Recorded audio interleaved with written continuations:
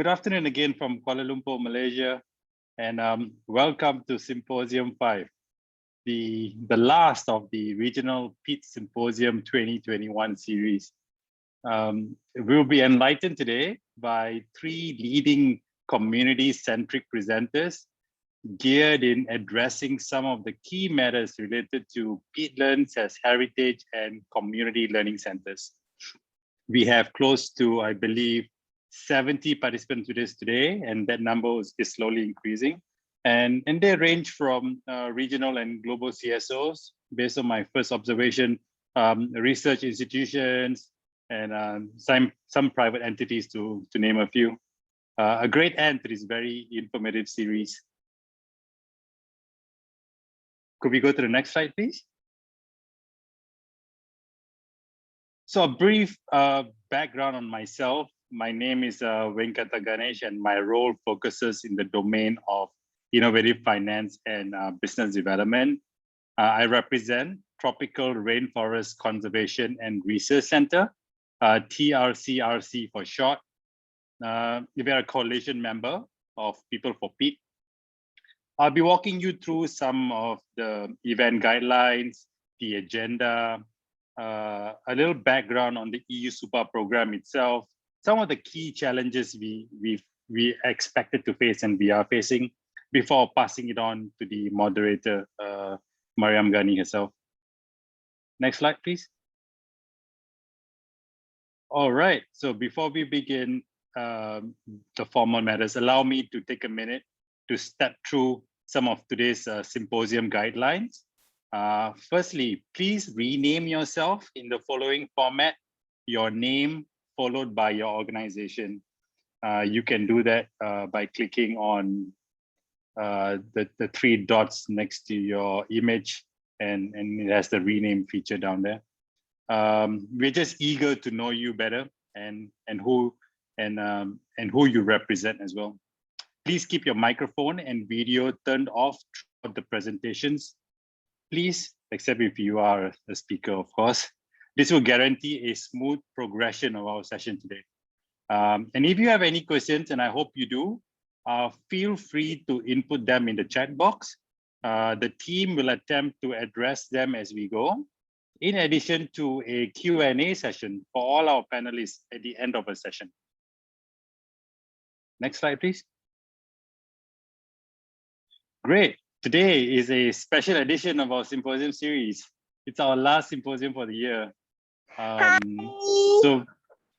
So we are ending on a high note. So just a reminder again, if you have your microphone on, please mute it. Thank you. And we have an incredible lineup of speakers today to discuss the topic of peatlands as a heritage and community learning centers. I already see Shaq Koyok in his headpiece, and lovely. Thank you, Shaq. A good way to round out our series. As always, we end our sessions with a panel discussion where you, our participants, get to ask your burning questions to our expert speakers. And because it's our last symposium, we have prepared a special closing video for you all. And you know, as it's sort of a premiere to our guests. As a thank you for your support and energy over the last few months in attending these events. We will also be announcing the winners of our ASEAN Peatland photo contest, so stay tuned for that. Next slide, please. Great, the poll. So before we continue, we would like to run a quick poll. So here, please go ahead and launch the poll. To the participants, this is merely for the team to understand our audience better during these events. Today, we are looking at gathering information on which country are you from. So please take a few seconds to answer it. Thank you.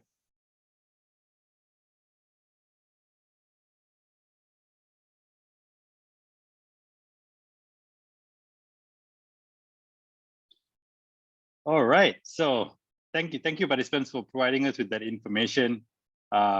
It seems predominantly participants from, of course, around the region, but with Malaysia and Philippines at 37% and 27% each, respectively. And we are thrilled to have the representation from around the region. Thank you for providing us with those photos up. Next.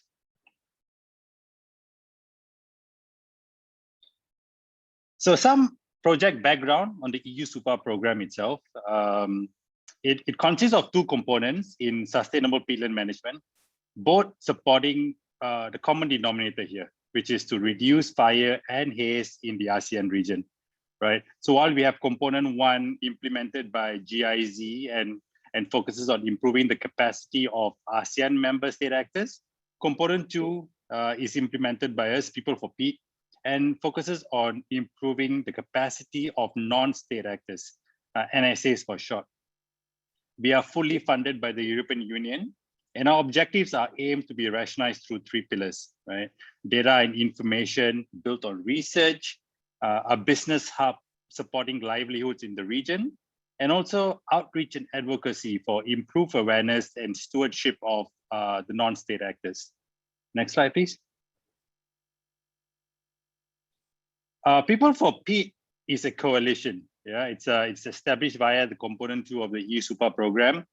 It is a platform led by WRI Indonesia and flanked by IDH Indonesia and TRCRC in Malaysia. Right, the three organizations bring forward their respective expertise in our data research and information repositories, business processes and investment strategies, and outreach, advocacy, and community engagement. Next slide, please. In our work at PFP, we have identified these major challenges to managing peatlands in Southeast Asia. And I want to spend some time here before introducing the session moderator for today. One challenge being not all ASEAN member states have conducted research on peatlands. Yeah, and if available, it is not extensively shared with the directly affected communities. And these gaps exist in understanding of peatlands and sustainable peatland management. So it is a challenge to plan, implement, and monitor these integrated strategies. And second, of course, peatlands has often been regarded as marginal land. Yeah. So for it to be productive, communities or companies often drain and or burn peatlands for agriculture and infrastructure development. So this unfortunately provides very short-term economic opportunity and is extremely damaging to the environment. So we need alternative business solutions and sufficient investment and best practices on ground. All to ensure that we get economic growth, livelihood improvements while adhering to the sustainability principles that we have in sight. And last but not least, limited or varied participation of non-state actors in sustainable peatland management across ASEAN. So here, the team works very hardly to improve awareness and the understanding of the relevance and impact of peatlands in people's lives. So yeah, so through the awareness that sustainable peatland management can to some degree increase economic growth, the next step here is building capacity for action that can be taken by the NSAs themselves. Next. Right, so now I would love to introduce the moderator for the session today. Mariam Ghani is our stakeholder engagement and communications lead at People for Peat. She is a key, one of the most important, if not the most important member of our team, and passionately spends her time in addressing some of the challenges I just mentioned. She too, like me, represents Tropical Rainforest Conservation and Research Center, and her presence always brings a positive to the room. Thank you again for giving me the opportunity to provide the Symposium 5 introduction. Without taking more time, I'm passing the session over to Mariam, and I'm looking forward to the session today. Thank you. Thank you so much, Gunnar. That was such a kind introduction. Hi, everyone. Good afternoon. I am Mariam. As Gunnar said, I am your moderator for today's final Peat Symposium. And I'm so excited to be here for today's topic, which is peatlands as heritage and community learning centers, because we have a wonderful lineup of speakers today. But before we start, I'd like to prime you all for our topic today with a quick poll. So I'm just going to launch a poll right now and share with me your thoughts on, do you think Indigenous and traditional knowledge about peatlands is important? Because that's going to be the topic of our day today. So I see quite overwhelmingly, most people are answering yes and some are unsure. And that's totally okay. That's why you're here today, right? To find out more about this topic and see how it's so important. So I will end the poll there. And yeah, I would say 97% of you answered yes. No one answered no. Okay, that's a good start for our day today. And then 2 people answered unsure, which, like I said, perfectly okay. I'm glad you're here and I'm glad you're going to learn more today. So let's close that. Now, on to our first speaker of the day. We have Dr. Cherdsak. And so Dr. Cherdsak joins us from the Talenoy Wetland Foundation, also known as TWF, which conducts research on wetlands and peatland ecology with the intention to share this knowledge with the local community so that they have a strong role to play in its conservation. And Dr. Cherdsak is an expert in forest restoration, having worked as a senior research manager at the Forest Restoration Unit of Chiang Mai University for 10 years. He is also a lecturer at Thaksin University, and he is driven by his passion for sustainable peatland management in Quang Kreng, which is the second largest peat swamp forest in Thailand.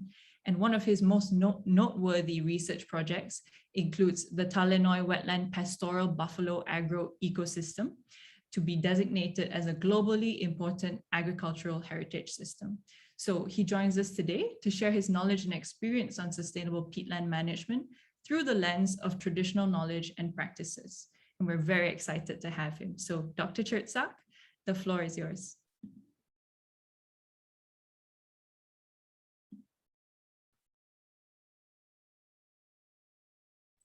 It's muted.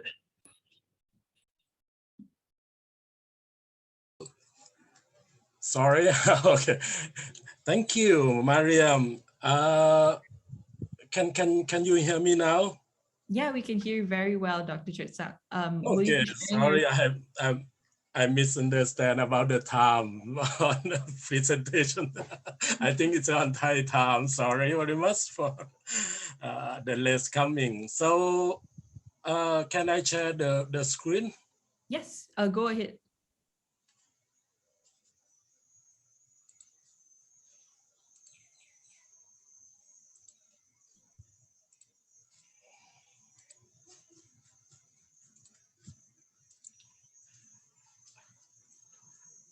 Okay, can you see my screen now? Perfectly. Okay, so good afternoon, ladies and gentlemen. I am very happy to see you all here today.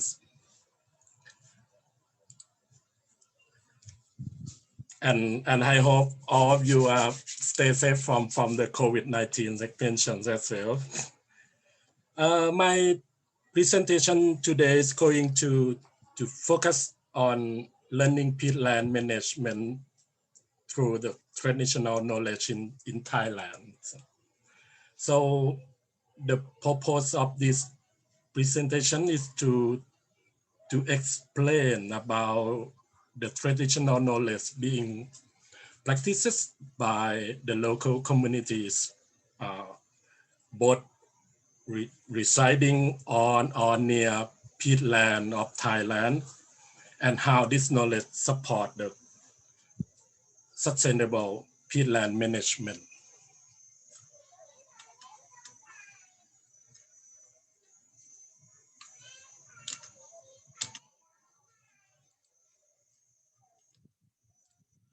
First of all, let me introduce you to the general peat in Thailand. Peat area in Thailand covers only 0.1% of the total land area of the country, and mostly it's found in the national protected areas of southern Thailand. And like how the protected area, people have been living in there before the establishment of national protected area. It is shown in the several murals painting in the temple, which more than 200 years of age. That means peatland ecosystem are closely related to the local communities' way of life long time ago. Therefore, the conflicts between local people and the government staff or the park rangers are commonly occurred. So the more government try to control the protected area, and the less public participation is included in peat management. So today, I will focus mainly on the study of the national peat swamp forest in Kwan Kreng landscape. Being the second largest peat swamp in the country, but now about 65% of the Kwan Kreng peat swamp forest remain under constant threat of degradation. This picture shows how land use had changed over the past 10 years. The area of peat swamp forest in green colors and the rice paddy in yellow colors have decreased, whereas the areas of the oil palm plantation in purples have increased. This it means now the commercial agriculture is growing very fast in surrounding and inside the peat swamp forest now.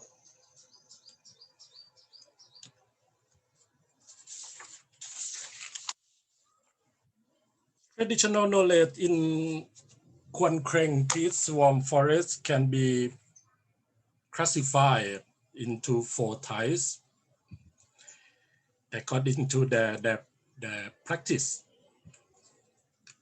farming, non-timber forest products, fishing, and the cattle raising. This knowledge are included in the practice, belief, tradition, and community rule for many generations. And today I would like to share the best local practice on which relate to the sustainable peatland management.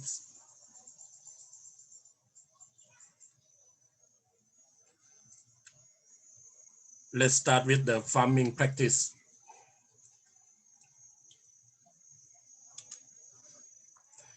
This picture shows coastal organic rice farmings. This is a unique farming area with the use of local rice or the native rice species.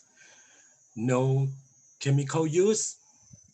Farmer only receive the natural fertilizer from seasonal flood sediments. For generations, farmers have learned how to adjust themselves to seasonal cycle of nature and use them wisely. It has become one of the most, today this area has become one of the most interesting agro-tourism activities around the peat forest.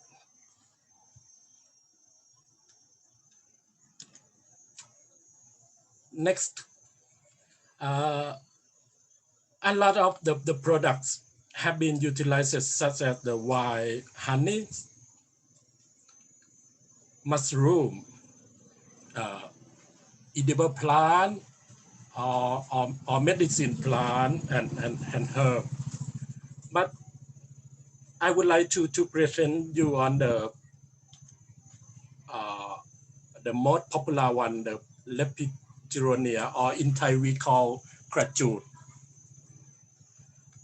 Krachut is one of the most valuable non-timber forest products. For example, certainly one sub-district, the Krachut product generates more than 60 million Thai baht each year.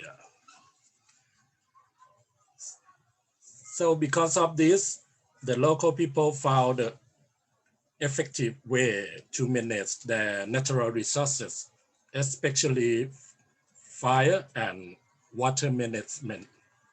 First method is called early burning. Take a look at this picture. These are the houses or the village. This is the backyards of the village, which are plenty of natural Krachut is growing there, and people are with it for weaving products. To control forest fire, local people will set fire on this mound area at the normally at the beginning of the rice season, to reduce the natural material that might catch fire during the summer, and to protect the Krachut in this area as well.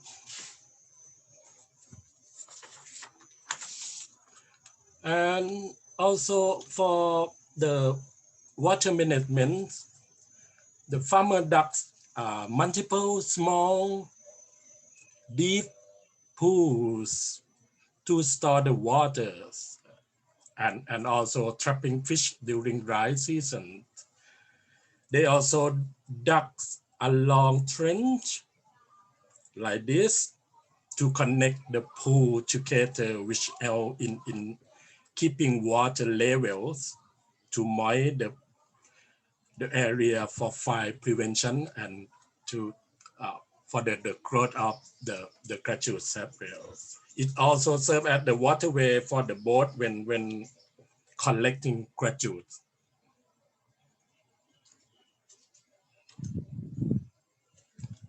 Next, let's look at the fishing practice in Kuan Kreng Peat Swamp Forest.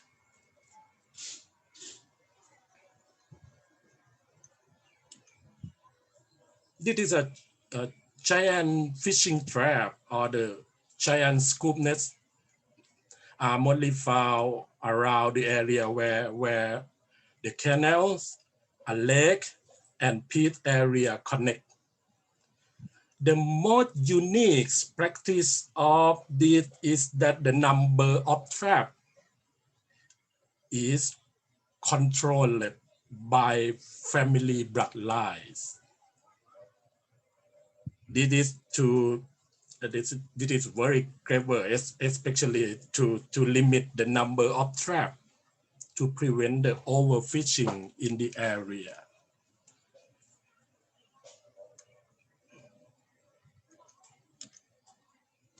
So for cattle racing, I would like to focus on swamp buffalo racing, which have been operating for more than a century. Buffalo are today the buffalo are the largest animals in the Peat Swamp Forest in Kuan Kreng, and have played important role in peat ecosystem. Especially They help control the grassland ecology and the aquatic weeds. They also assist in forest succession, create the water course from their patch, and wallow pools. They act at today the buffalo in the Peat Swarm, in the Peat Swarm act as look like the engineers in the Peat ecosystem.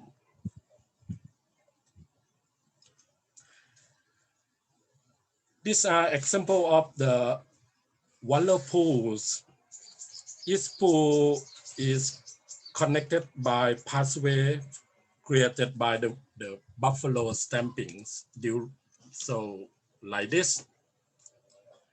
And during the dry season, the pools and waterways serves as at home for diverse aquatic animals. And sometimes it acts as the natural wet fire break and waterway for fishermen and local people for fishing. From our studies, more than 26 of waterways have been created throughout the peatland by buffalo. Therefore, now the buffalo pastoral system in Quan Kreng Peat Swamp Forest is it's unique and eco-friendly. So it has been proposed to be designated as the globally important agricultural heritage system or the world heritage of agriculture now. So briefly, in conservation point of view, we found that the traditional knowledge mainly focus on the protection and the wide use of resource. Not much is focused on restoration of peat forests. So I think this is because in the past there were plenty of peat resources and not much had been destroyed.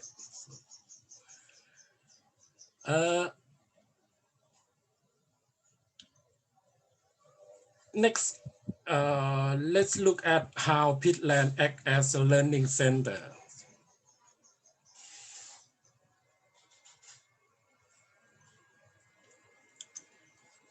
As you know, the peatland ecosystem is unique, and the local knowledge on the sustainable conservation that have been passed down from generation. Today, Quan Kreng Peat Swamp Forest had been served as a learning center for local primary school by combining it into the local curriculums. Moreover, the university student use the Peat Swamp Forest as a natural laboratory and the study sites. Also, the educational tourism has become popular. I mean, before the expansion of COVID-19, so especially for the new generation of the tourists. And today it's had the Peat Swamp Forest has become look like a destination for the family vacation.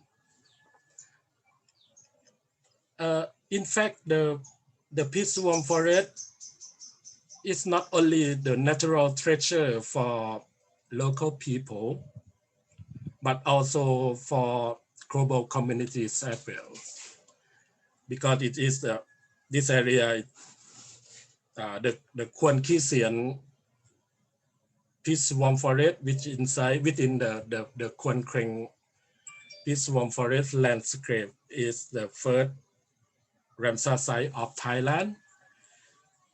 And as I said earlier, had been proposed at the globally important agricultural heritage system, which because of its eco-friendly agricultural system of the world.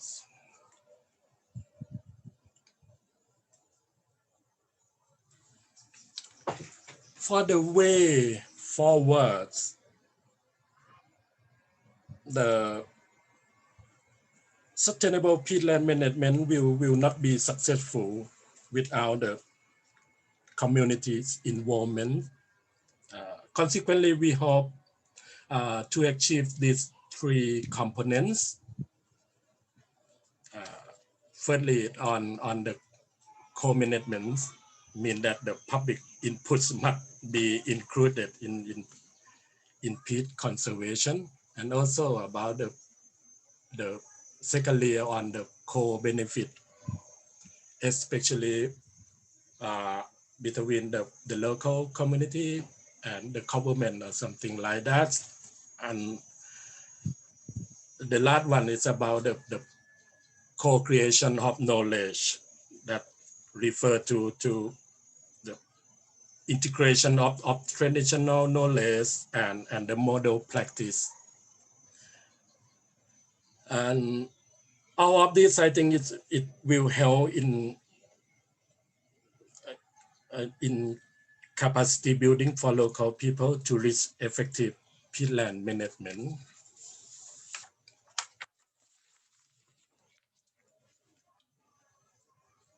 So my final remarks is no communities participation. The sustainable peatland management cannot be achieved or cannot be reached. Thank you very much for your attention. Thank you so much, Dr. Cherdsak. That was such an interesting presentation. I loved how you talked about, fishing traps and how they're controlled by different family lines and how that just becomes a natural way to prevent overfishing, which is such a problem we see in all of the world, really. And then how buffaloes are really the engineers of peat swamp forest. I love that. That's so cute and so cool. We actually have some really cool photos from our Peatland photo contest that included some participants from Thailand as well. And they also showed pictures from really high up of buffaloes in the peat swamp forest. And it's quite beautiful, and quite, now that I know that they're also the engineers, it adds a little bit more to that photo. So thank you so much for sharing. And you talked as well about peatlands as learning centers, right? For primary schools, as well as, incorporated into the local tourism, local curriculum. And that's definitely something that our next two speakers will be able to speak to, because they both grew up on peatlands, and they did end up using and having peatlands as their community learning centers. So I'm really happy how that ties in perfectly with our next session. So thank you so much, Dr. Cherdsak. Thank you. So before we go into the next speaker, I'm going to share another poll with you all, just to get a sense. So you've heard from Dr. Cherdsak now. What about your perspective? Do you think there needs to be more Indigenous representation in policies and research on peatlands, now that you've heard from Dr. Cherdsak and all of his points around how traditional knowledge has influenced the sustainable management of peatlands? So I'll give you a couple more seconds to answer.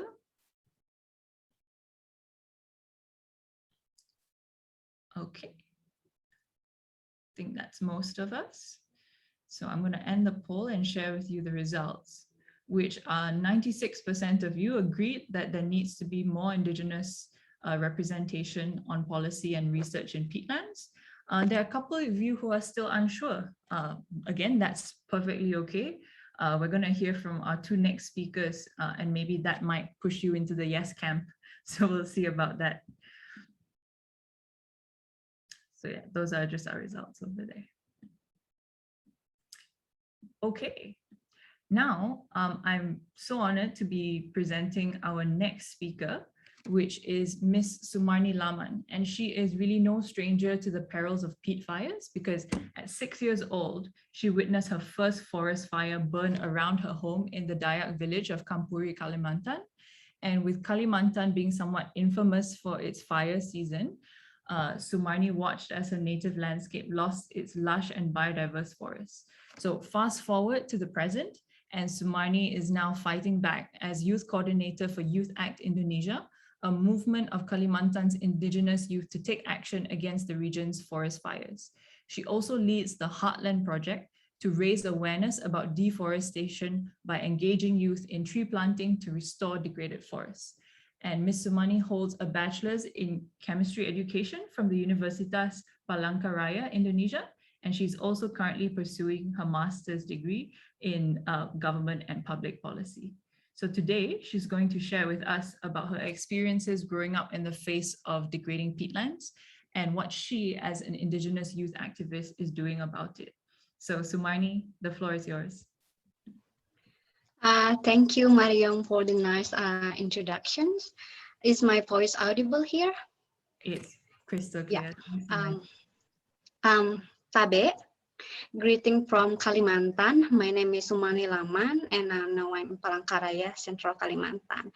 I'm an indigenous Dayak, and before I start my presentations, I would like to share a video about my indigenous community. But I would like also ask you a question. Have you ever heard about Dayak community or meet the people before? Maybe you can say that on the chat box. Wait.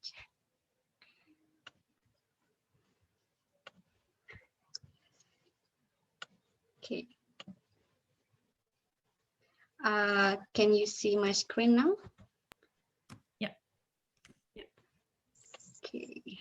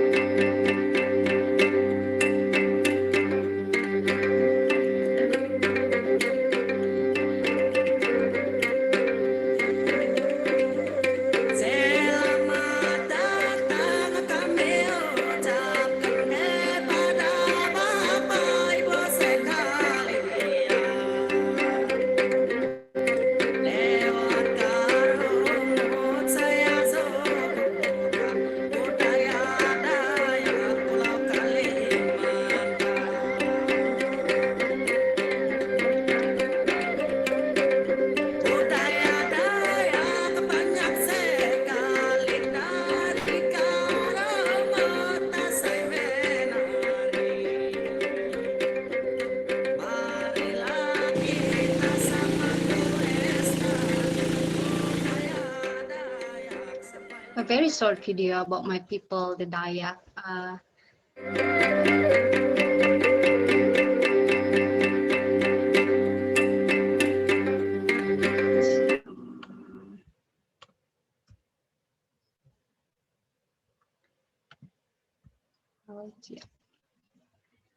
Dayak people is actually the natives or the indigenous people in the Kalimantan, the Indonesian part of Borneo. And actually Dayak also, several Dayak community also live in Malaysia, such as Dayak Iban. And I'm Dayak Ngaju. Actually, Dayak is the names of the indigenous community in Kalimantan, but we have like 100 and more sub-tribes. And my tribes, Dayak Ngaju, is one of the biggest tribes in Central Kalimantan, which is Dayak Ngaju. It's raining now in Palangkaraya. I hope it's not, yeah, the voice is not really. Okay, when I was younger, my grandparent, my granddad always told me that forest is all that you need. It's like everything that you need is in a forest. Like you have to really respect the forest and everything.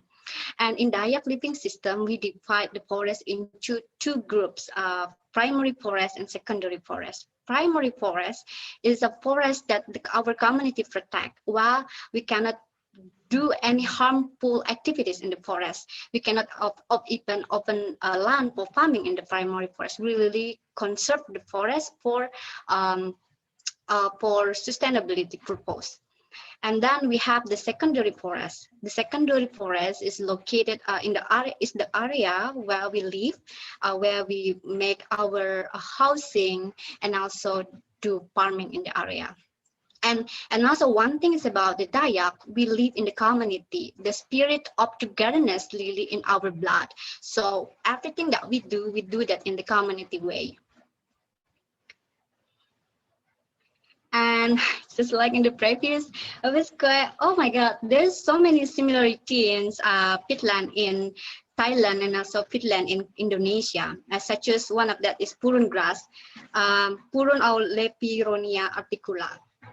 So Dayak, the way we live, we really connected to the natures because we depend heavily on the peatland ecosystem, and we do small scale activities in the area, and then our the ecosystem are so tightly pieced to our traditions and also cultures. One of that is the weeping traditions.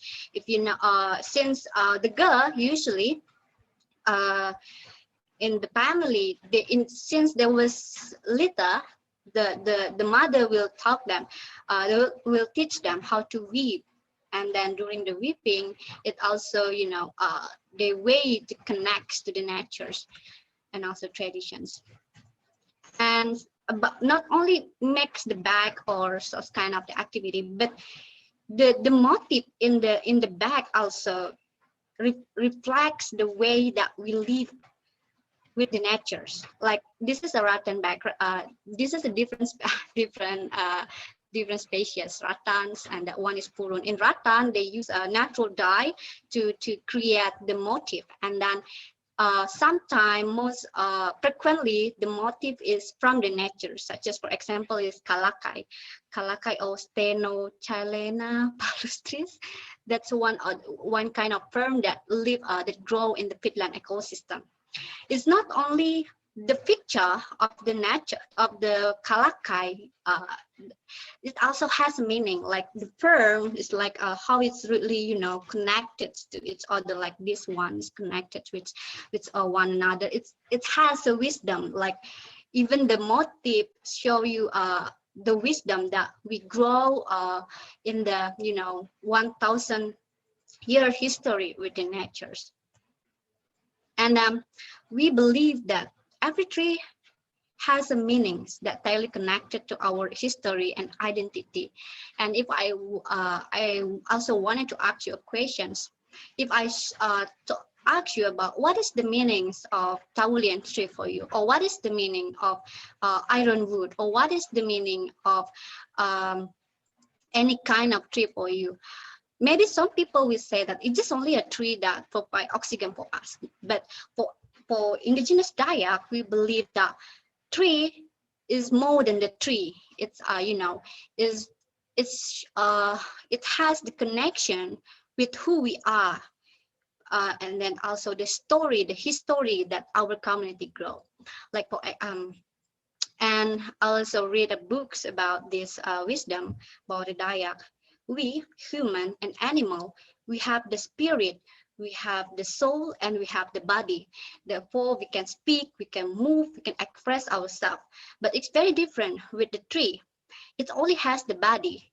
And therefore, frequently, the people, the spirit of in the forest frequently live in the body of the tree, because the tree cannot move, and then therefore the spirits stay in the tree as their home.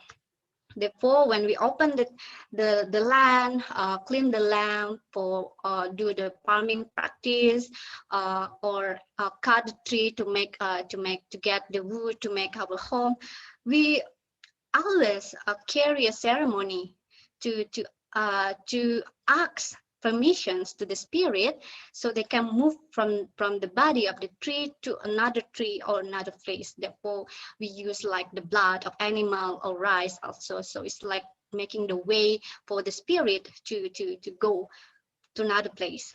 That's And there is also misconceptions about this wisdom. People from the outside community was, you worship the tree, you worship the spirit. Actually not. The Dayak is, they are very respect. It is our way to respect the common, all the creatures. We believe that everything in the world should be respected. Sorry. Okay. What did I want to say? Okay.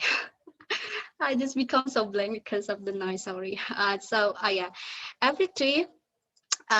Therefore, even we cut any tree, we have to ask permission we do the ceremony to show our respect that, okay, please move to another place. But however, we, for hundreds of years, we live with harmony with the natures. But what happened here, when I was born, 1 year after I was born, Kalimantan experienced the massive forest fire in 1997, and then it's continued. The hotspot continued to be the hotspot for the next 24 years. And then even this year, we also actually last month there was a hotspot in Palangkaraya and Barito, and one of the forest firefighters died because when he was fighting the fires. And it is the sad history. And then this issue is not only experienced by Indonesia, but also like Malaysia, Singapore also have to face the fires, have to face inhale the haze also from Indonesia. But what happened? Why the forest fire keep happen? Why, while the community, the people have the history living with the natures? It's because first about the tenure right. In Indonesia, the right of the indigenous people to do something to protect their lands and their natural resources. We have the limited tenure right. Therefore, it's easy for the government to give permissions to the company to use the lands that's located in the community forest, because the formal recognitions of the forest in the community is still very difficult to get. And also, we know that peatland is a valuable ecosystem. It has so many, because we have like 3 million hectares of peatland, and people outside the community only think, oh, peatland is, you have this big land, and then we can use this for monoculture such as palm oil, and before these multiple overlapping interests make and also mismanagements of forest fire and mismanagements of peatland ecosystem cause degradations of 1.1 million hectares of peatlands in Kalimantan. And also the big problem, the issue here is the limited space for the indigenous people, especially women and youth, to speak up and also take part in the, take actions in this protecting our ecosystem. This is also flood. We experienced like big flood in the end of 2022 and also early this year. Forest fire also, this how we young people in Palangkaraya, even though we didn't have the experience to hold the big machines, noodle fighting in front of the fire, the big haze. Very difficult to breathe, but we ask the people, okay, you have to do something, your home is on fires, and then so many people suffering because the haze, and then therefore we engage young people, okay, do something, and here we are. And peatlands for us is not only area, is not only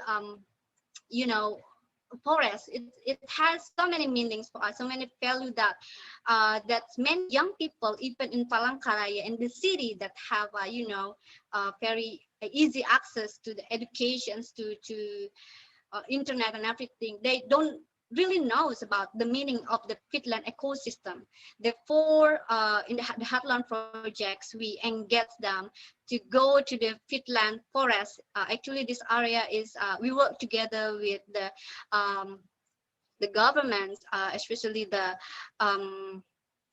the repeat in Tumbang Nusa research centers in West Kalimantan, where we engage the people to go to the peatland conservations. In Tumbang Nusa village, they learn about the peatlands from the soil, the waters, and the ecosystem that the species that grow there. And how it's very important. The thing is, the area experienced forest fires in 1997, and then also 2015, and then 5,000 hectares of this area was burned, and only 160 hectares that already planted. And when the young people comes to this area, and then they see with their own eyes what happened in this area, and then how this forest fire really impact the people. Often their eyes also, they can see, they can feel. They open their eyes to, and make them really wanted to do something to protect this ecosystem. And that's also one thing that most of the young people do not know, that the characteristic of the peat soil. So this is they really hand-on experience to really get to know the peat ecosystem. Yeah, we do also reforestation work with the people there, with the young people, not only in Palangkaraya, not only in another part of Kalimantan, but we also engage young people in Indonesia to also join to work together to protect the last standing forest and restore the degraded peat, degraded forest, especially peat forest. Okay, actually, another slide. Okay. Another thing also, we work with the scientists here in this ecosystem, in this area. But another area, for example, in the indigenous community in Barito, in West Barito, we work with the indigenous elders there. We learn what is the meanings of the forest, what is the meanings of the peat forest, and then how their wisdom, especially in protect the seed of the local tree, we learn from the elders, and then we share that to the young people. The thing is, there is a gap between young people and the elders now, and then the gaps, the indigenous knowledge, is always passed by generation to generation, right? But when there is these gaps, and then the young people don't have the access, don't have the connections to the elders, they frequently lose. And then therefore we find that it's very important for the young people to come back to the elders, to learn from the elders, so they can learn about the wisdom and become more understands about the peatlands for the community. Thank you. I'm sorry about the noise. It's raining now.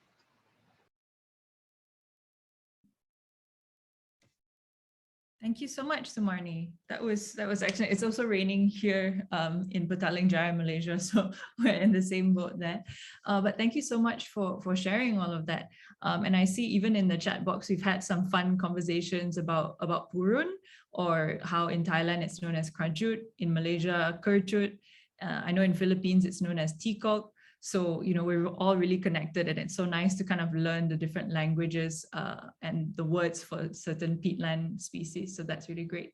And I also loved how you brought up the misconceptions about spirituality and to do with the forest, because the idea is that, it's respecting the forest, it's respecting the land that gives you everything. And I love that so much. And you talked about fire management as well. And I just wanted to share with our audience that People for Peat has run a whole symposium on fire management and restoration, which is Symposium 2. So if you missed that, feel free to go to our YouTube channel and check that out if you want to catch up. And lastly, of course, Sumarni talked about having tactile experiences, especially as youth. A lot of us are urbanites. We don't often have access to forests. So being able to go into the forest and really learn about why it's important to conserve it is pretty key as well. So thank you so much for sharing. And as usual, if anyone has any questions for Sumarni, please do share them in the chat box and we'll be getting to them at our Q&A session.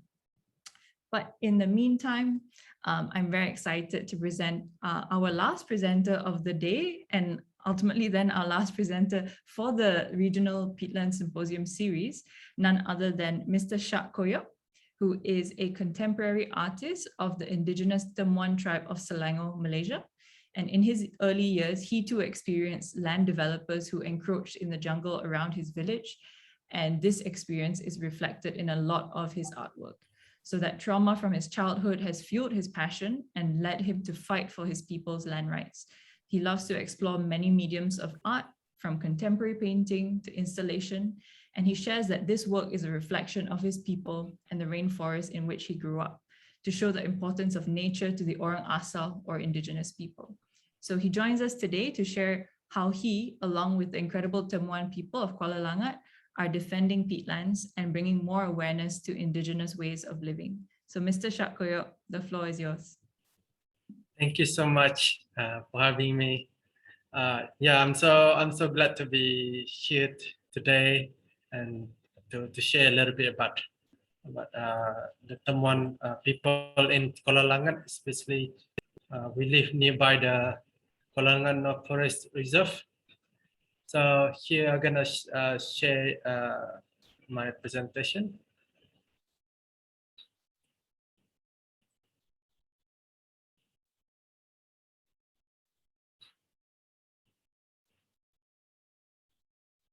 Right. I'm from Pulau Kempas village. It's a Temuan village near Kuala Langat, Banting, Selangor. So Selangor and Banting is very close to Kuala Lumpur. Kuala Lumpur is a capital city. Is only about 50 kilometers away. It's about 1 hour drive. So my yes, I think the moderator already is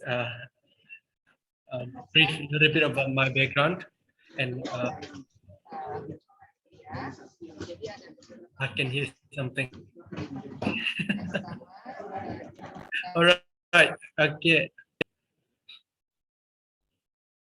And here, the left side of the screen is the first painting about the forest got burned near my village. During the time when the forest got burned, I actually painted this painting on the left side. So you can see that the tree got burned, and you can see the yellowish and the charcoal color of the tree. That's my reflection when the forest got fire in 2000. I forgot when it got fire. I think many times. I think 2013, 2014 got fire even during my childhood. Within 90, after the forest got deforested, some part of the peat forest got caught fire. So I still remember until now. And also after that deforested, some of part of the land developed into the palm oil plantation. And that's also shown in the next painting here. Anyway, so I'm so passionate with the material of the pandanus plant. So what I'm wearing, you see now, wearing on my head is woven from the pandanus. It's actually sentong or gubak in my language.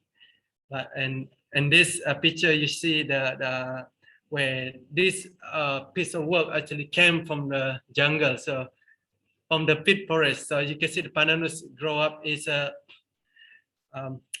this is mengkuang ambel. Mengkuang ambel is another species of mengkuang that Temuan people used to weave and to turn it into many product or any artwork. So instead just I would say weaving mat, I turn it into a piece of art. You can see here as a painting, and this painting talking about the orasi as well, and also other work I turn it into installation as well. So this installation you can see in the middle here talking about deforestation.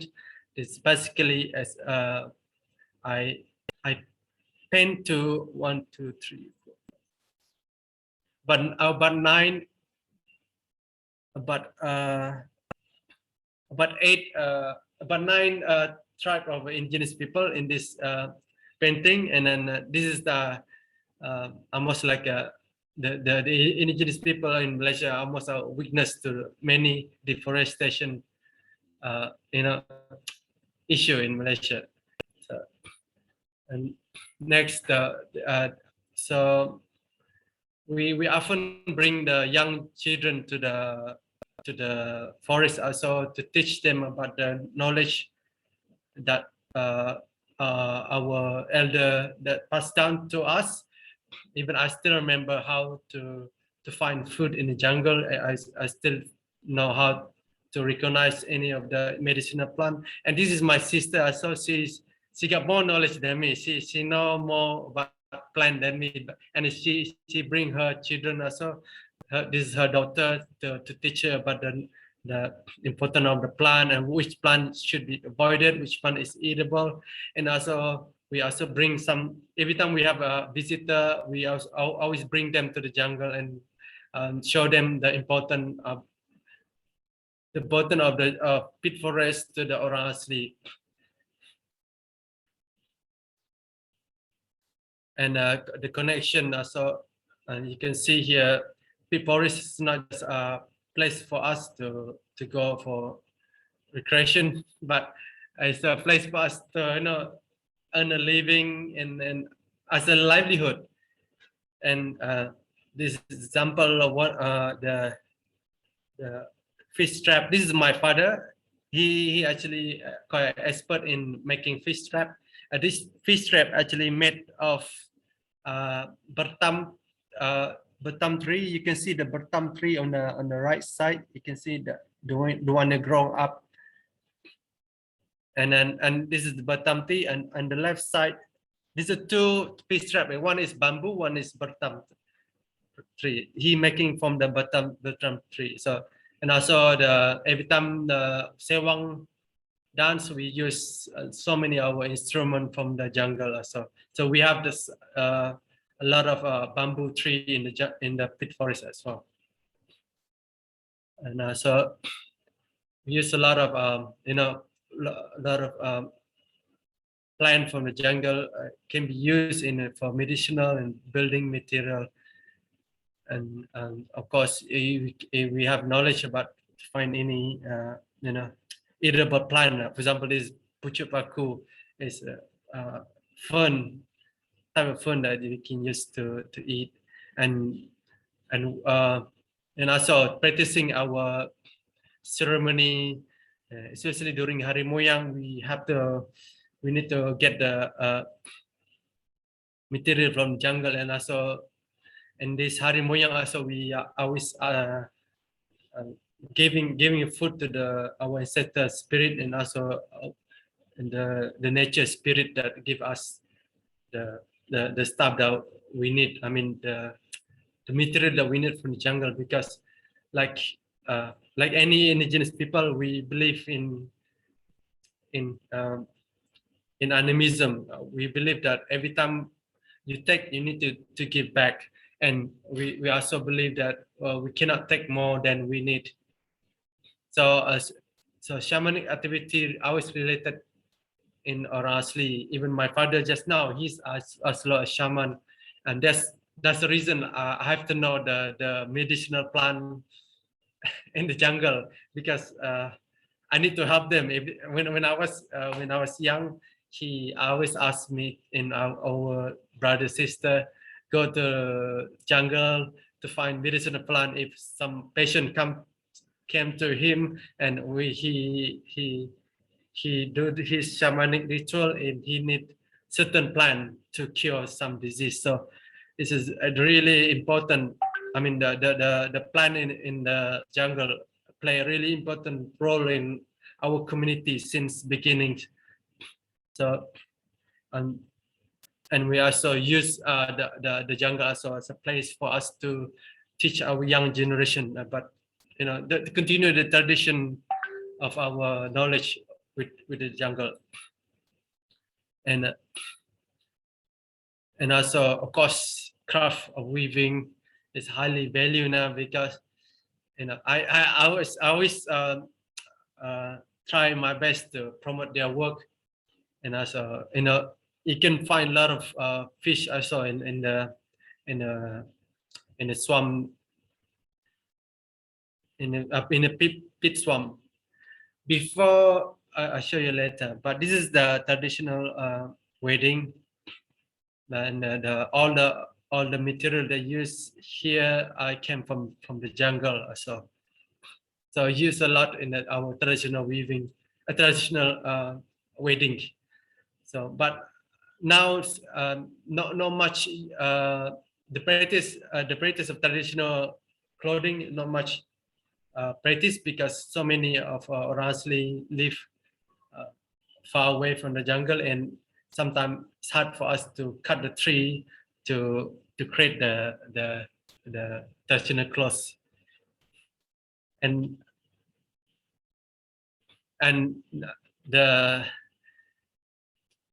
issue now that when in 2020, when we heard about the news that Selangor government want to develop the area of the forest into, they want to destroy the forest to develop the mixed development project, that actually create a lot of anxiety throughout the community. So you can see my village here is Kampung Orang Asli Pulau Kempas, and my neighbor village is Bukit Cedeng and Busut Baru. Busut Baru is a new village. They actually moved from the Kuala Lumpur International Airport, and they actually the area in the village of Busut Baru basically very close to the forest. But before the development of the next to the my kampung is another development area here. I'm not sure you can see my arrow on a mouse arrow, and you can see the small patch. Actually, it's a big patch of land being transformed into theme park. The company tried to develop it into theme park, and then now the Selangor government tried to, you know, to develop this 900 more than 900 hectare of the peat forest, turn it into a mixed development area that will create so much pollution in the community. And also we release, if you know about the peat forest contain a lot of carbon in the peat soil itself, and also forests, even the plant, the tree, they're the one, they are a sponge. They're a sponge in our environment. They absorb so much of our carbon that we release. Can you imagine if this forest been deforested? They will release so much of the carbon to our atmosphere that will affect they will affect the community, not just Selangor, not just Malaysia, but they will affect other regions as well.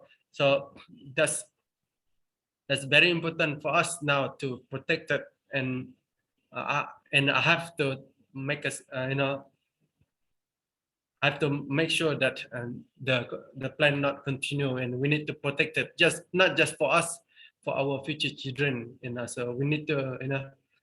So okay. So after that, the news in the newspaper, we staged a street protest, and we sent a memorandum to Selangor to stop the forest been destroyed for the sake of the development. And we send it. We send a memorandum to the Selangor government office, but during the time when we sending the memorandum, our Malaysian political turmoil start to happen right the same day, and that actually doesn't give us so much intention to our plight, to our protest, to our street protest. And the way the political turmoil that will create so much anxiety to the community, because people in the community feel like our tradition, our knowledge, our culture, our identity will destroy if the forest destroyed. So after all that, we get a lot of attention from many NGO. First of all, I'd like to acknowledge the some picture here. I took it from the GEC, Global Environment Center, and Global Environment Center done so much, project with my community. Global Environment Center done replantation project together with the community, and now they managed to plant many trees in the Kolangat North Forest Reserve, and they're still running the project now with community, and community itself has become very active in protecting the forest, especially from the forest fire. And GAC already formed a group of the indigenous people to guard the forest from the forest fire. Right.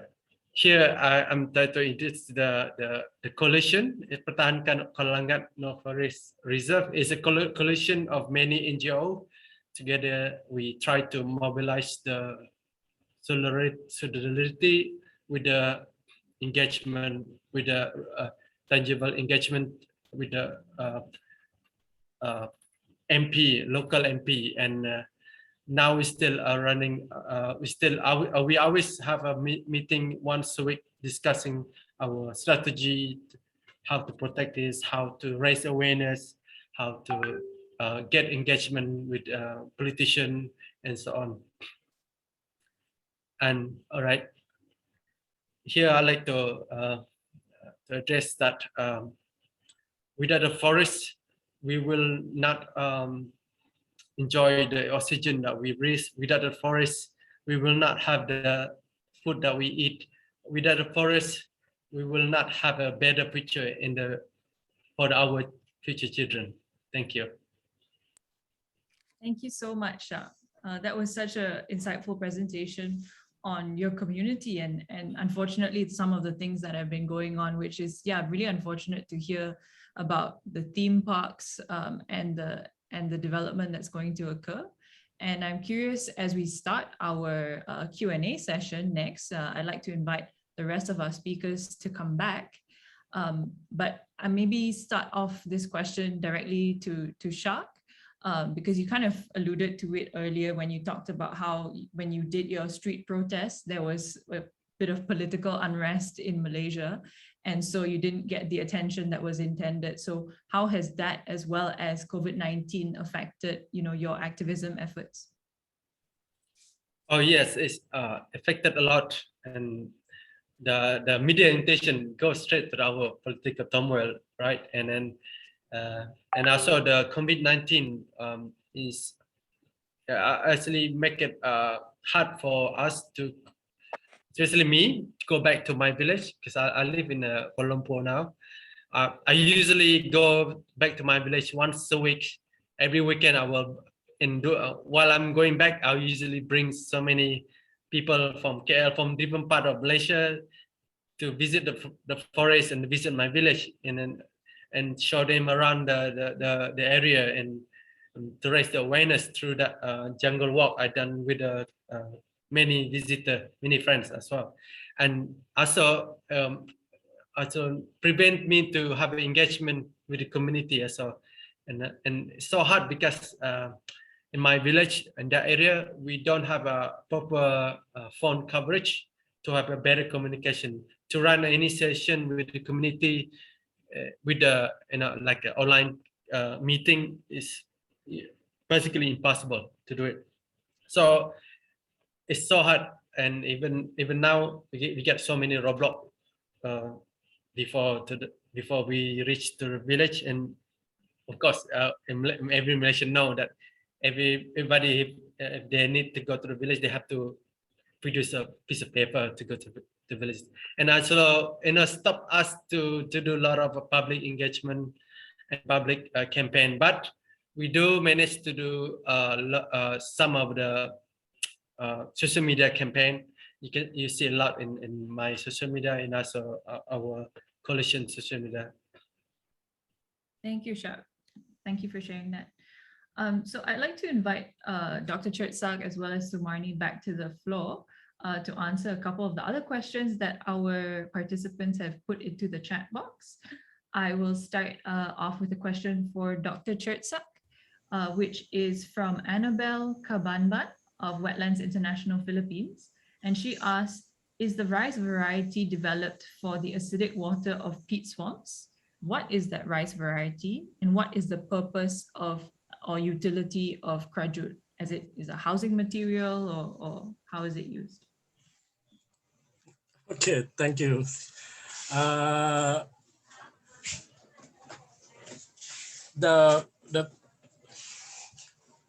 In southern of Thailand, it has about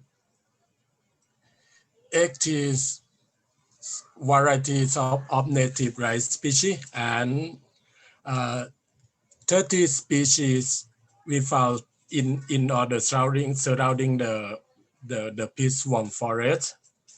So for the species, that's okay. That Orisa santiva, right? That the species of rice, but the name of the variety is different. It means that the native rice species in within or surrounding the peat swamp forest, it can be adapted in acid water. So it's a long time ago, and some species are very famous or very popular now, such as it's suitable for plant in the area which has the acid water, something like that. And look like I showed the picture on the cattle farmings. That the variety of the rice is it called pimpan in Thai. It called pimpan, but it can grow very good in acid areas, and also it can adapt to live. It can adapt to the level of the water as well. You know, it's because normally it's flooding, but this species can survive. So, and for the detail, I think I have a book about the rice species that's suitable for use in peat swamp forest, because of in Thai we have a rice research center in my province as well, because it's diverse species of native rice species of Thailand. Also, for the next question, the krajut or the Repilonia or the grasses, that's the same one. And it normally used for the weaving and the craft products, such as the mat, basket, or bag, or something like that.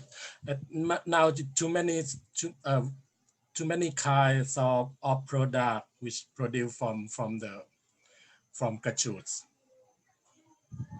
Thanks, Dr. Cherdsak. And I mean, I'm sure Annadal has probably seen from our other presenters what are some other applications of krajut / Purun / Kerja. Yeah. Thanks, Dr. Cherdsak. It's very interesting as well. Yeah, very cool. So another question for you, Dr. Cherdsak, it's about fish. So excuse me, my pronunciation, Herameros Matutes of Visayas State University of the Philippines asks, what fish species can be found in Talanoy wetland? Are there any regulations in catching those fish? Because, for example, in Leyte Saba Basin in Philippines, there is an abundance of native fish species, such as Clarias macrocephalus, while others are invasive species. And there isn't regulation currently, so they are curious about what it's like in Thailand. Okay, that it's very interesting question.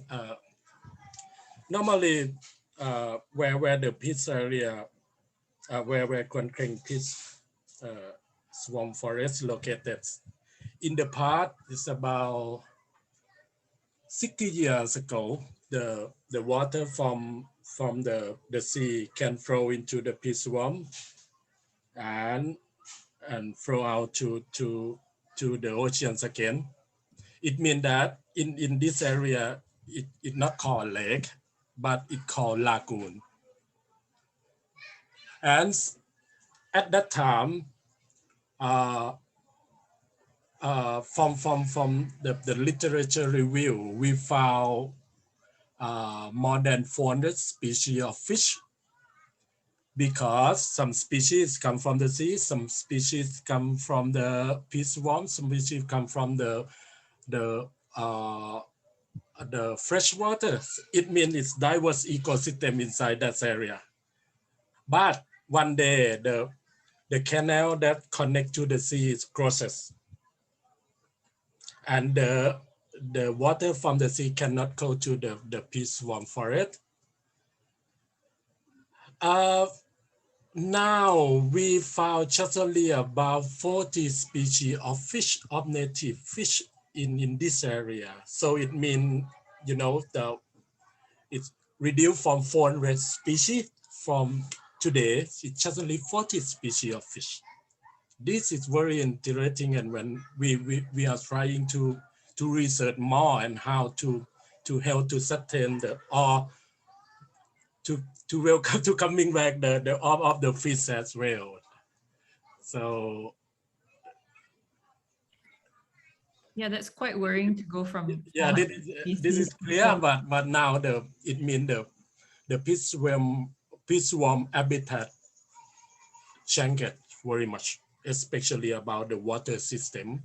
In the past, we have 3 kinds of water system. Sometimes it had a little bit salt water come to the peat swamp. Sometimes it's brackish water, and sometimes it's fresh water, especially in the rainy season or something like that. So it means many kinds of water inside the peat swamp. So it's why too many diverse of fish species as well. But now the salt waters from the sea cannot go in. So that is one reason why the species diversity is low in the peat swamp now. Understandable. Thank you for the explanation, Dr. Cherdsak. So I'm going to go to a question for Sumarni. So this comes from Mr. Jerome Montemayor, which is social media an enabler or a threat in relation to Indigenous youth rootedness in peatlands and traditional knowledge, culture, and practice? And Sumarni can answer this, and Shaq maybe as well after.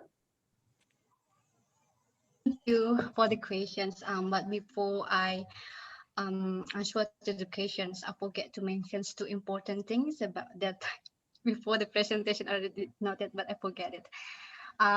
Indigenous people and peatlands, it has the connections. I mean, the indigenous people always tightly connect to the lands, and like what Shaq Koyok did in his community, he wanted to protect it with all of his everything that he can do everything to protect the land. And that's why the indigenous people can, because of the connections, they wanted to do something.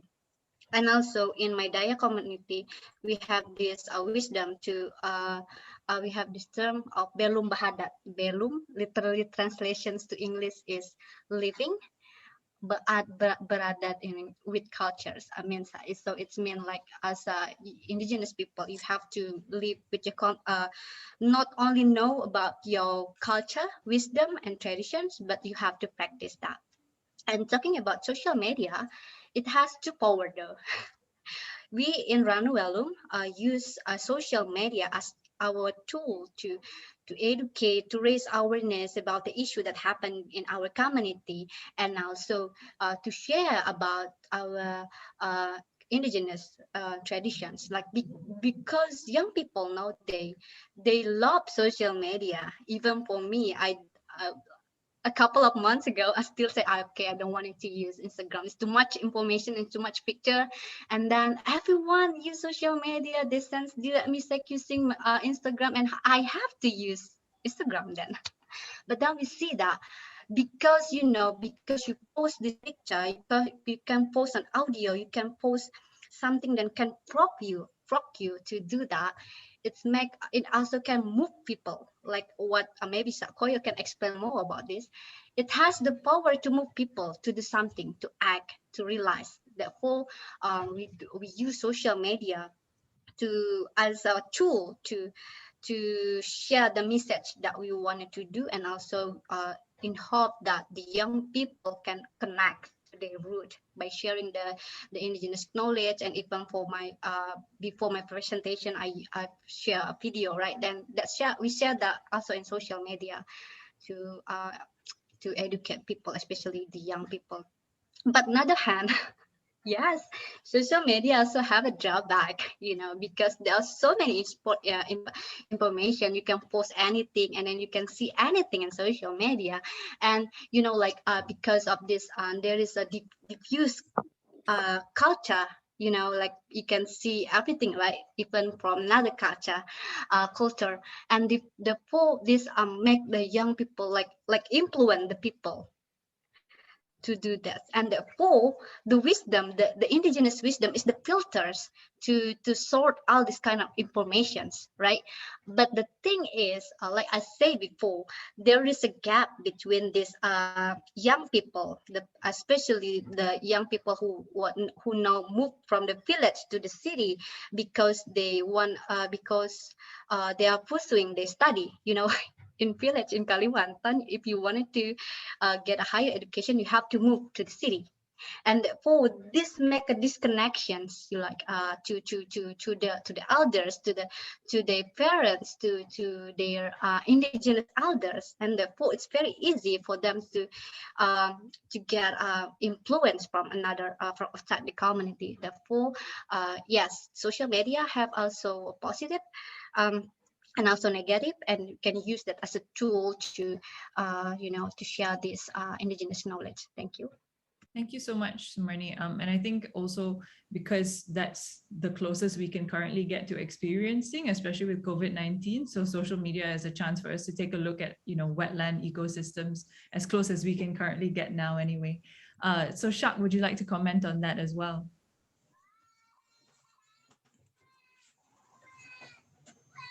Sorry, Shaq, you're on mute at the moment. Sorry. Yeah, I agree with Sumarni point. At the moment, I do feel like what's called kind of burnt out after so much time spending in front of the screen. But at the same time, I feel like it is important for me to update the people with any information about the peat forest, especially about Orasli issue and Orasli relation to the forest. And that's the only way to do it, of course, during this pandemic. But that's another way for us to connect to youth, because a lot of young generation now they love social media. If we try to do like a workshop in a community, not many youth will join the cultural workshop, anything to do with their own culture. The youth find it it's not that cool, So by So I think there's a way for us to make it this cultural workshop cool by putting it in the social media. For example, I during the pandemic I learned how to create a video in YouTube. So now I have the YouTube channel talking about my art, talking about the forest issue, talking about my activism, talking about a workshop I done, and people saw that. I said, wow, I want to be part of it. I want to show that as well. So that's a way for me to influence the young generation, because young generation now they glue to the smartphone, right? So we have to grab their attention to the knowledge, to our traditional knowledge. So yeah, I agree. Thanks, Shaq. It's so interesting to see how, to mix the traditional and the technology. So thank you both for sharing that. And kind of related to that, I've had two questions now, both from Myo Ang as well as, I believe, Muhardianto, who both kind of asked a similar question, which is how can you effectively educate students as well as youth in peat management? So I'm going to put this out towards Dr. Cherdsak and then the rest of our panelists, because I think you all kind of touched on this briefly in your presentations, but yeah, I'd like to hear more about that. So maybe Dr. Cherdsak, starting with you.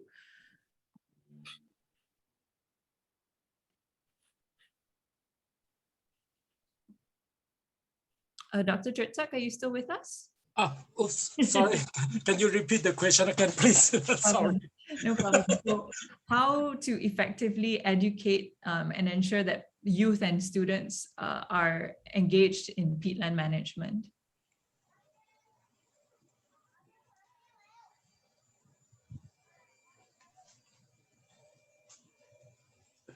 Oh, sorry, I cannot hear you. Can you hear me, Dr. Cherdsak? Hello? Hello? Can you hear me? Okay. Oh, so can you hear me? Yeah, we can hear you. Okay. Pardon me again, please. Yeah, no worries. So how to actively engage youth and students in participating in sustainable peatland management? Because you briefly touched on this in your presentation, but our audience would like to know a bit more.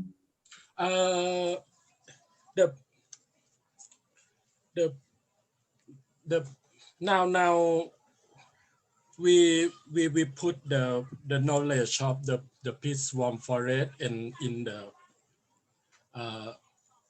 curriculum in for the primary school, where we live in or surrounding the peat swarm forest. That is called the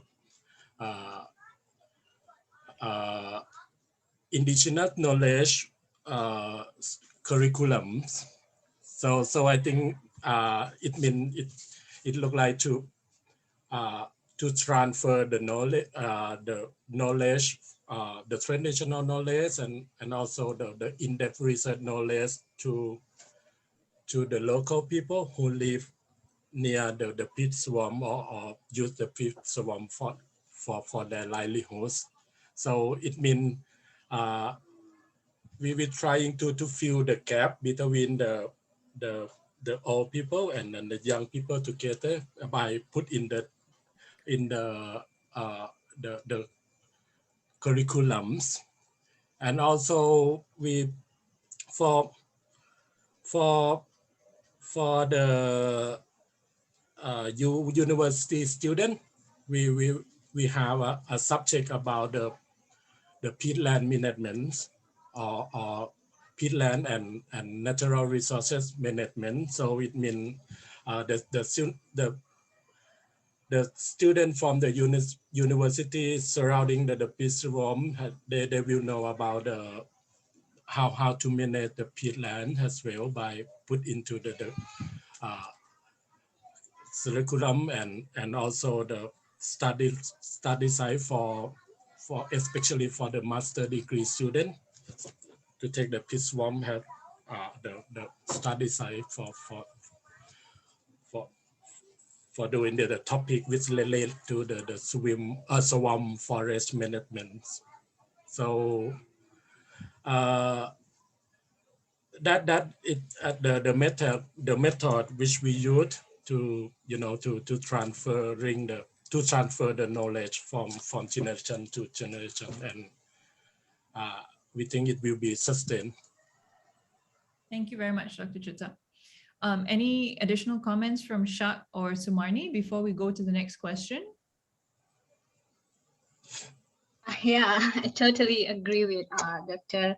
Cherdsak that transfer knowledge is very important for the young people to understand. Like in my previous presentation, and mentions that even the people who live in the area of peatland not really understand what is peatland and what is, the important, the crucial role of this peatland ecosystem, because there is a gap in this.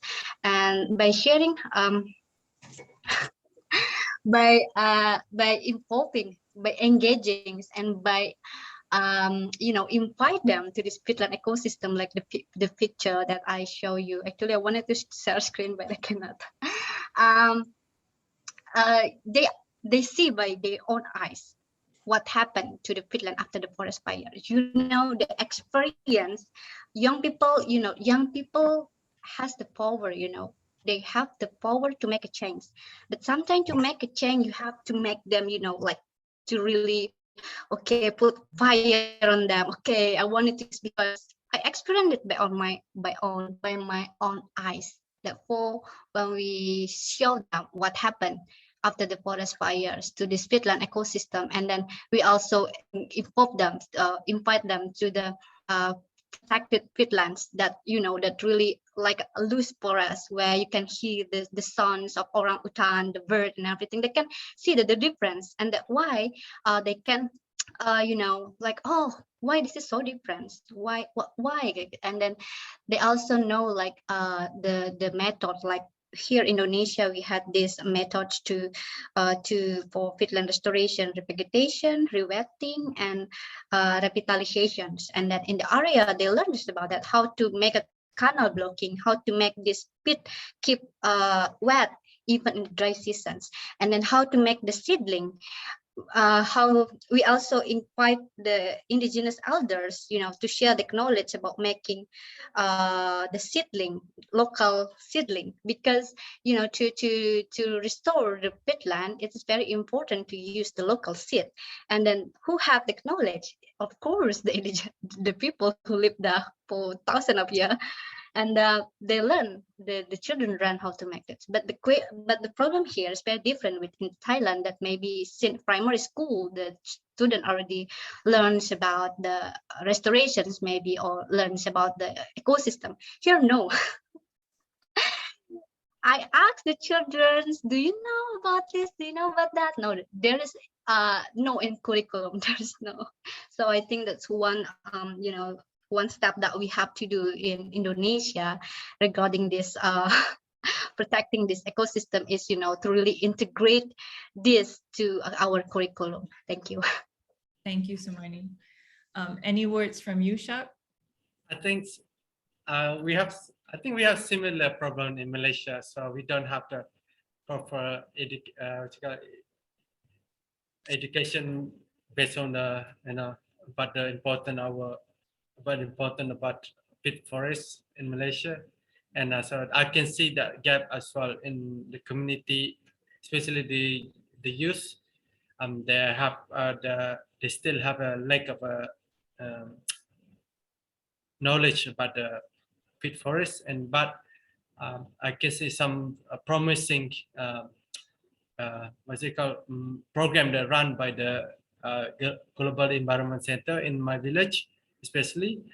They run the program called Sahabat Hutan Gambut, or Friends of Peat Forest in the community, where they involve the young generation of the Temuan people in my community. I think that's a way forward for us to educate the indigenous people about how important the peat forest to the community, also to our regions, because like I said, peat forest is a carbon absorber. They absorb our carbon. So. Thank you, Shaq. Another interesting question that came out, and this comes from Adam Farhan, and his question is to all the panelists. In the context of the new IPCC report, the SDGs and growing carbon regulations, how can investors and banks support indigenous-led conservation and climate initiatives? So I think that's an interesting question. I'm curious what you guys' thoughts are. Maybe we can start with Dr. Cherdsak.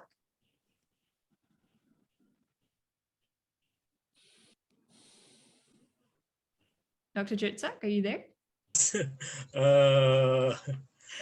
Quite a big question. So it's a very big question because, you know,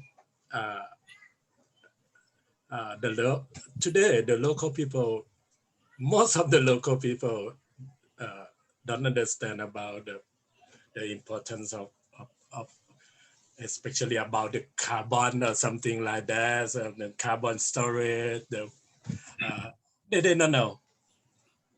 So first thing, I think we have to find the method how to make the story about the carbon storage or the the climate change, it transfer to the local community first for stimulate their awareness and in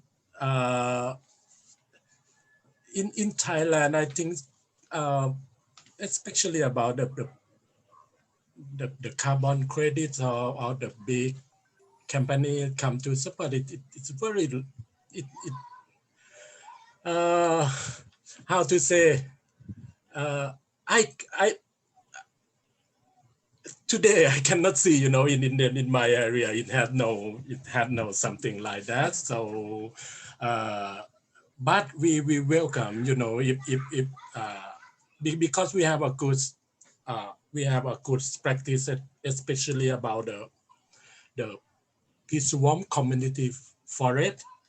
That is, you know, that the forest will take care by the community. So, but and how to share the benefit to them, right? Because they conserve the forest, but I think we should put something to them for sharing it. Like I said before about the core benefit, but today it's, I think it's very few story about you know, about the big company come to helping the local peoples. Yeah. Yeah. Thanks, Dr. Cherdsak. I think you bring up a good point of, at least in Thailand and possibly in Malaysia and Indonesia as well. The first thing we have to address is the awareness before, you know, big banks and investors will actually want to do something on peatlands and carbon storage. Unfortunately, that's how it is right now. Shaq or Sumarni?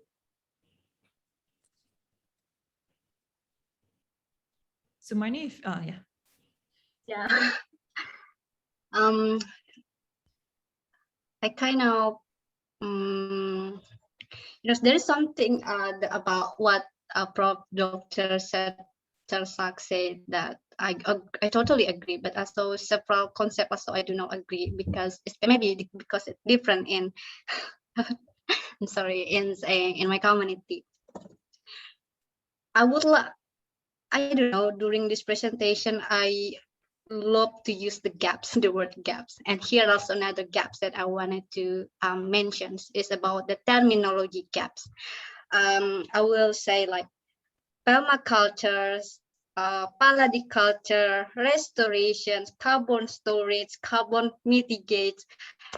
It's, you know, it's kind of aliens for the people there, but actually they have their own language for this and they have their own knowledge about this. That's very unique and it's very, you know, very because they are the observer of the natures, because they live in the natures, with the natures, they live in the nature, they live with the natures, they live by the natures. So they, you know, gains this knowledge for for years, and then because of the observations, they have their own traditional knowledge that's frequently, in another outside the community, it has maybe different terminology, right? That's very scientific. And honestly, when I first joined, this work in the restoration, I kind of, what is the meaning of this? What is the meaning of that? But when I do the work in the field, I know the concept. So yeah, that's also another thing.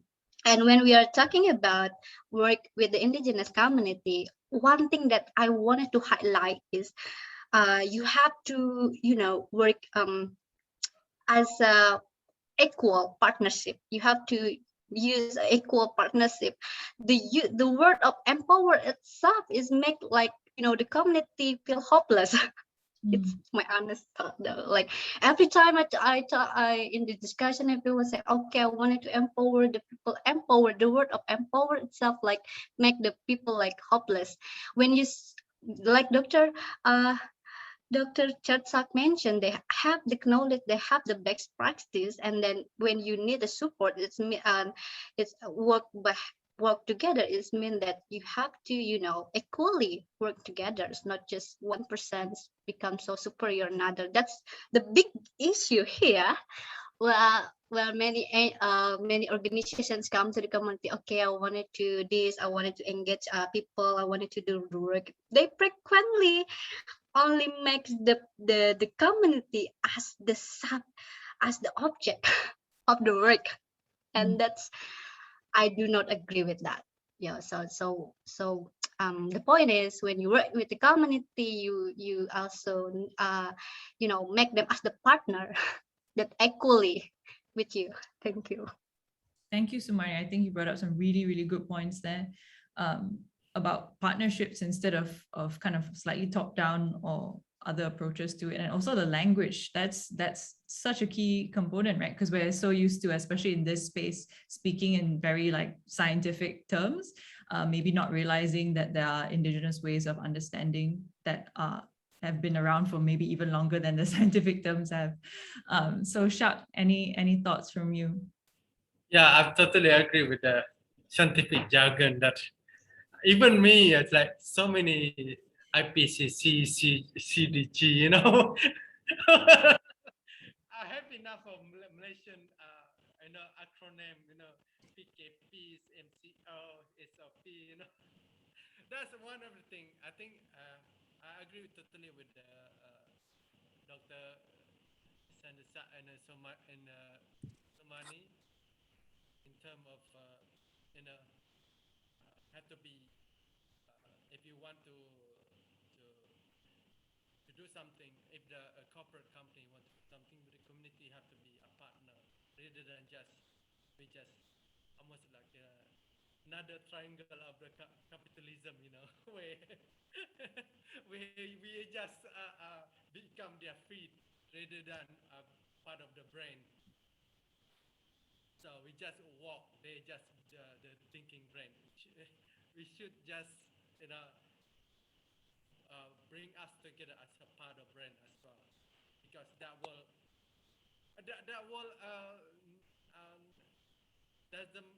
they will not gonna sustain forever. If you bring them together as a part of a brain, it will sustain.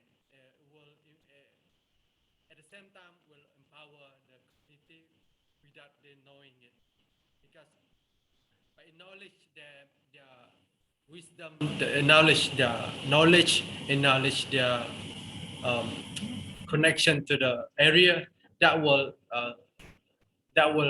basically make things work, especially in try to introduce restoration, mitigation, a lot of words that somebody mentioned just now. It was, for me, I have to Google it, for example, because that's not my that's not my knowledge. That's not my language. Sorry, and also hard for me as an activist to translate that understanding to the community, and how to get there to understand that kind of term by translate in my language, and also how make them really understand that and really want to do something.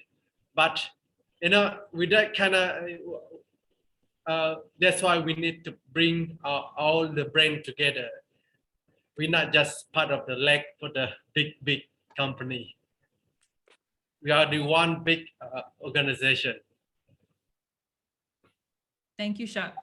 I think that's such a key takeaway for me, is that idea that we're all so connected, and there shouldn't be one type of community, whether it's scientific versus activist. It shouldn't be a versus them sort of situation, that we should all be working together because we all have a very common goal, right? And on that note, I think that we'll have to end our Q&A session here.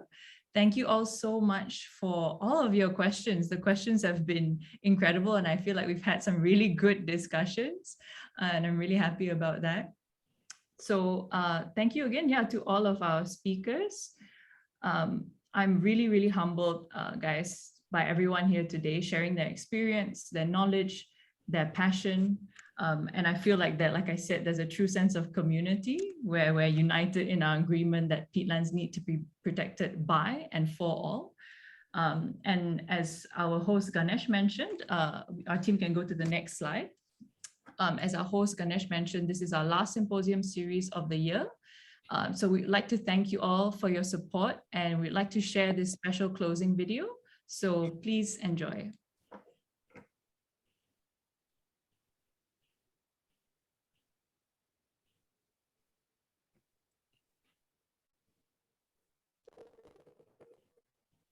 Should the internet help us?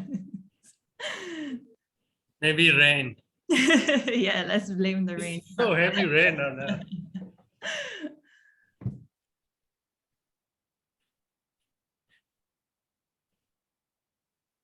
Just bear with us as we try and deal with our technical issues, but I promise it is worth waiting for. It's a good video. But yeah, thanks so much, everyone.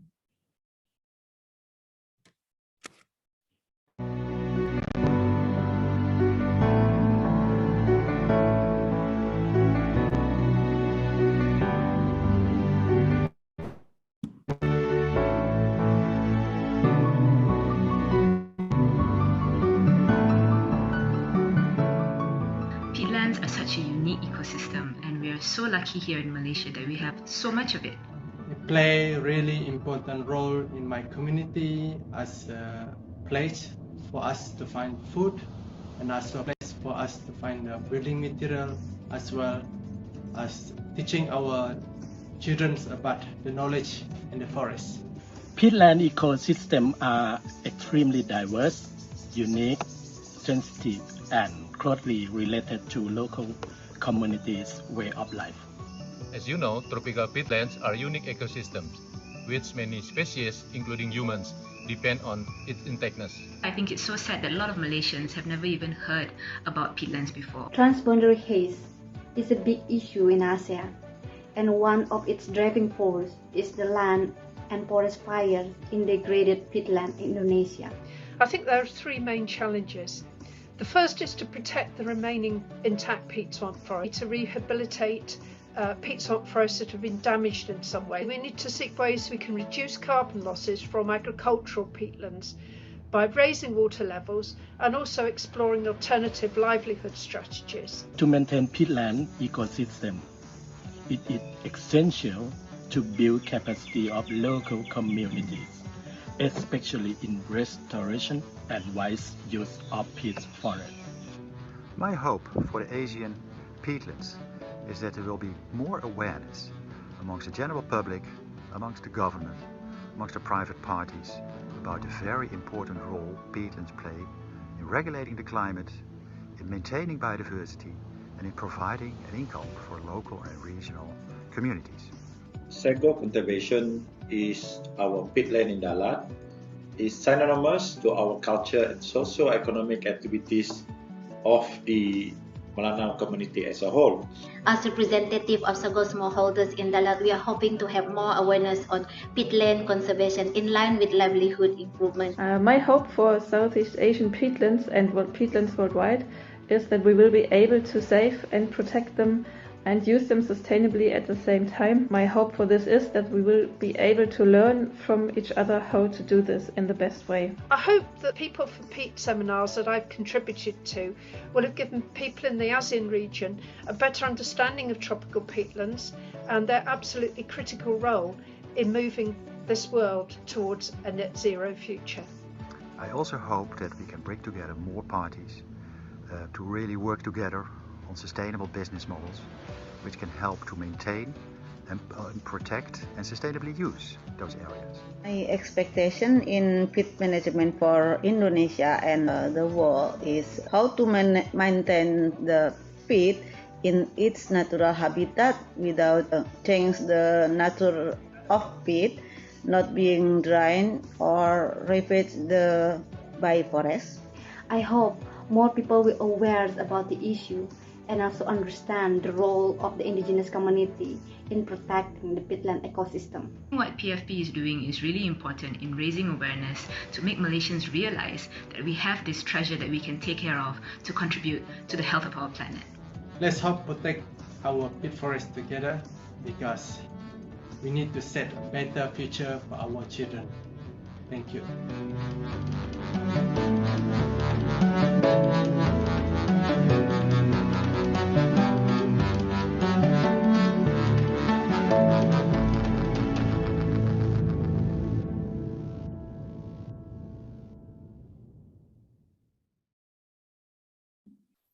Thank you so much. And thank you for watching that video.